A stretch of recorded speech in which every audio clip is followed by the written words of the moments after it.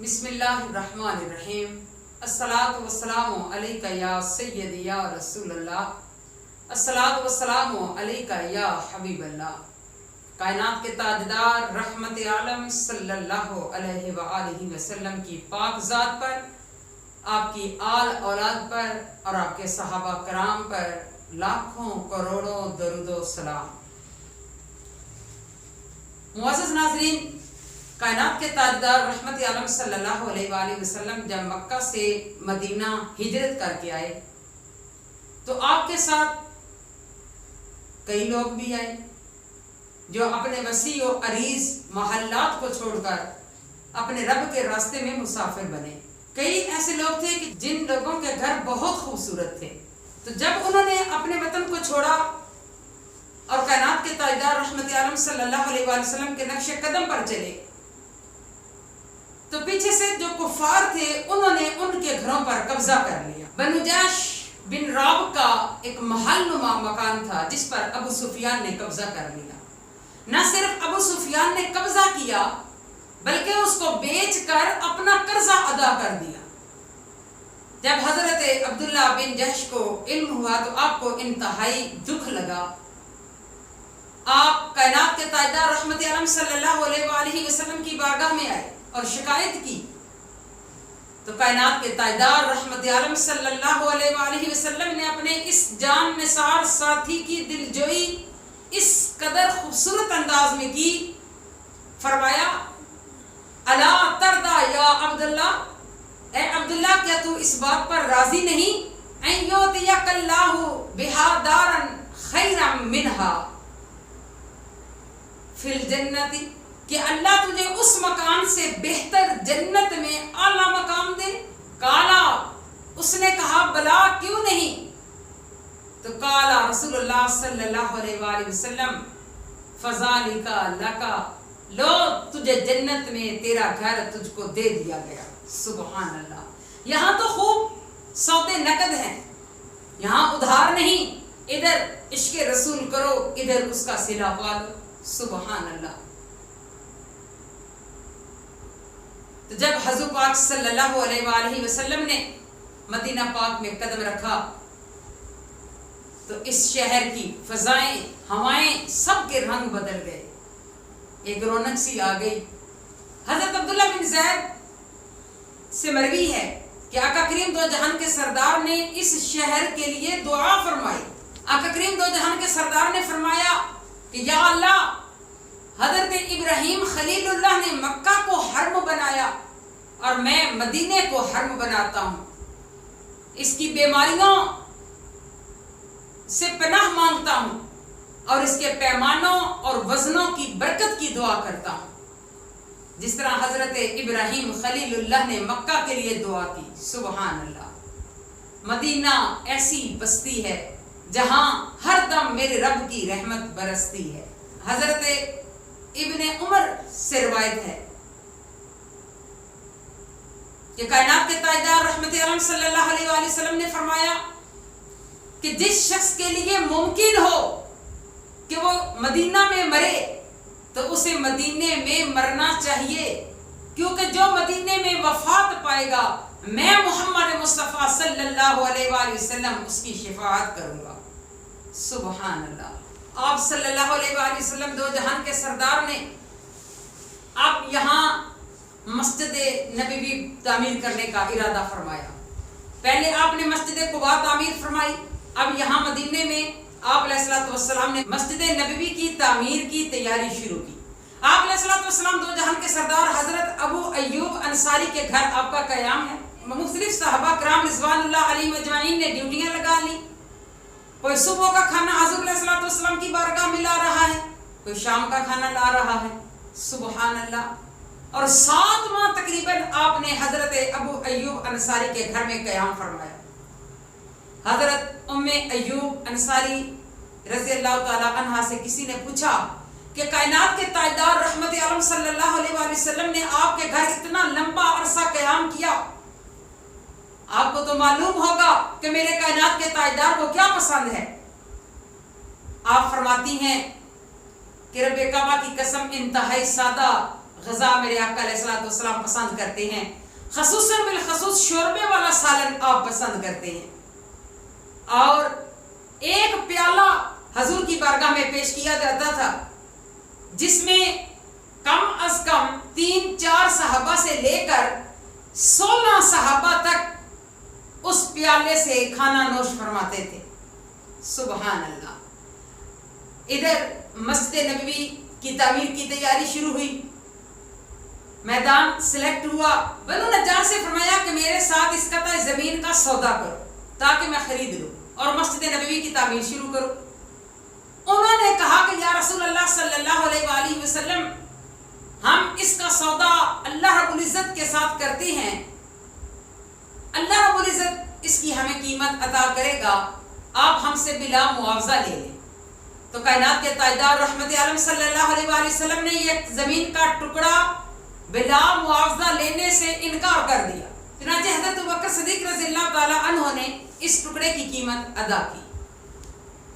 آقا کریم دو جہان کے سردار کی آمد سے پہلے اس زمین کے ٹکڑے پر حضرت اسد بن زرارہ رضی اللہ تعالی عنہ مسلمانوں کے امام تھے، وہ باجماعت یہاں پر نماز پڑھایا کرتے تھے۔ اس میدان کی یہ حالت تھی کہ جہاں جہاں گڑھے تھے اور بارش کا پانی رکا ہوا تھا، پرانے مکانات اور کھنڈرات بھی تھے، کہیں کھجوروں کے درخت بھی تھے۔ تمام صحابہ کرام رضوان اللہ علیہم اجمعین اور کائنات کے تاجدار رحمت عالم صلی اللہ علیہ وآلہ وسلم نے مل کر اس میدان کو صاف کیا اور برابر کیا اور مسجد کی تعمیر شروع ہوئی۔ حضر موت کا ایک شخص طلق بن علی وہاں آیا، وہ مٹی کو گوندنے اور گارا بنانے کا بہت ماہر تھا۔ جب اس نے گارا بنایا اور کائنات کے تاجدار رحمت عالم صلی اللہ علیہ وآلہ وسلم نے دیکھا تو اس کے اس کارکردگی کی تعریف کی۔ آپ علیہ الصلوۃ والسلام نے فرمایا کہ طلق بن علی، تم گارا بہت اچھا بناتے ہو، تم گارا بناتے رہو۔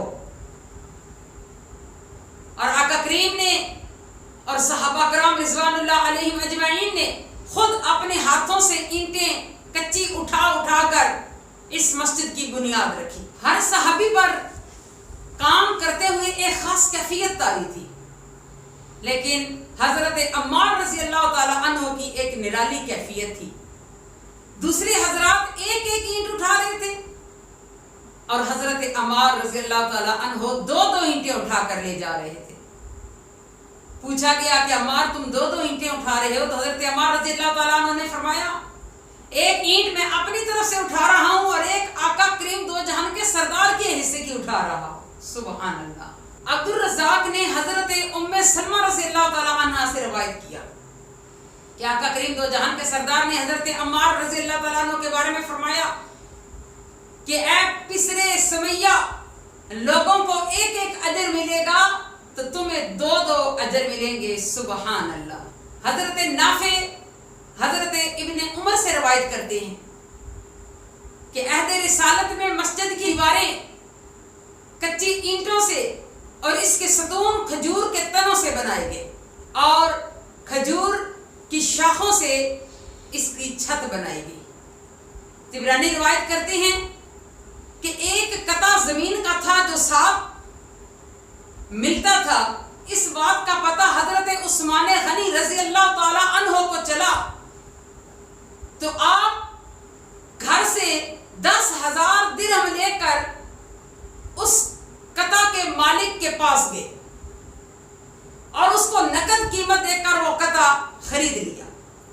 پھر آپ حضور علیہ الصلوۃ والسلام کی پاک بارگاہ میں آئے اور عرض کی کہ یا رسول اللہ صلی اللہ علیہ وآلہ وسلم، وہ قطع میں نے خرید لیا ہے اور اب آپ مجھ سے سودا کریں۔ سبحان اللہ۔ تو کائنات کے تاجدار نے سودا کیسے کیا حضرت عثمان غنی رضی اللہ تعالی عنہ سے؟ وہ اس طرح سودا کیا کہ کائنات کے تاجدار نے فرمایا عثمان جنت کا محل ہے، اس کے بدلے آپ نے اس جنت کے محل کو قبول کیا اور وہ زمین مسجد نبوی کے نام کی۔ معزز ناظرین، جنت البقیع کا ٹکڑا بھی حضرت عثمان غنی نے خریدا اور مسجد نبوی کی توسیع کے لیے بھی ٹکڑا حضرت عثمان غنی نے خریدا۔ سبحان اللہ۔ مسجد نبوی کی تعمیر کے بعد آپ علیہ الصلوۃ والسلام نے اس میں پہلا خطبہ دیا سب سے پہلے آپ علیہ السلام دو جہان کے سردار نے اللہ رب العزت کی حمد و ثنا کی. اس کے بعد رسالت کا پیغام دیا. پھر فرمایا کہ لوگوں، مرنے سے پہلے سامان سفر کی تیاری کر لو. ایک روز تم پر موت آئے گی، پھر تم اپنی بھیڑوں کو بغیر کسی نگہبان کے چھوڑ کے اللہ کی بارگاہ میں حاضر ہو جاؤ گے. وہ اللہ سوال کرے گا. اس کو نہ تو کسی ترجمان کی ضرورت ہے اور نہ کسی دربان کی ضرورت ہے. وہ تم سے ضرور پوچھے گا کہ کیا میں نے تمہارے پاس اپنا رسول نہیں بھیجا تھا؟ کیا میں نے تجھ کو دولت نہیں عطا کی تھی؟ بتاؤ تم نے اپنے فائدے کے لیے کیا کیا؟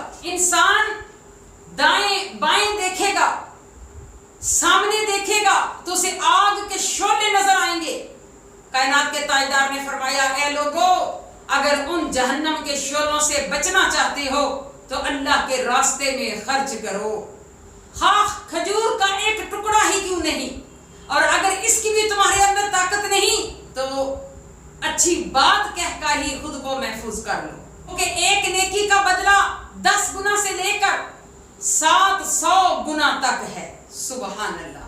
عزیز ناظرین، کائنات کے تاجدار رحمت عالم صلی اللہ علیہ وآلہ وسلم نے کتنی خوبصورت بات بتائی کہ اگر تمہاری گنجائش ہے تو کھجور اللہ کے راستے میں قربان کرو. اگر کھجور کا ٹکڑا نہیں تو نیکی کی بات ہی بتا دو. نیکی کی بات بتانا بھی صدقہ جاریہ ہے. اپنے خلق کو اچھا کرو اور کائنات کے تاجدار رحمت عالم صلی اللہ علیہ وآلہ وسلم کی سنت پر عمل کرو. اللہ رب العزت ہمارے لب و لہجے، ہمارے رویے کائنات کے تاجدار رحمت عالم صلی اللہ علیہ وآلہ وسلم کی سنت کے مطابق کرے اور ہمیں نیکی کرنے کی، نیکی پھیلانے کی توفیق عطا فرمائے. اللہم صلی علی سیدنا و مولانا محمد و علی آل محمد و بارک وسلم وصلی علیہ.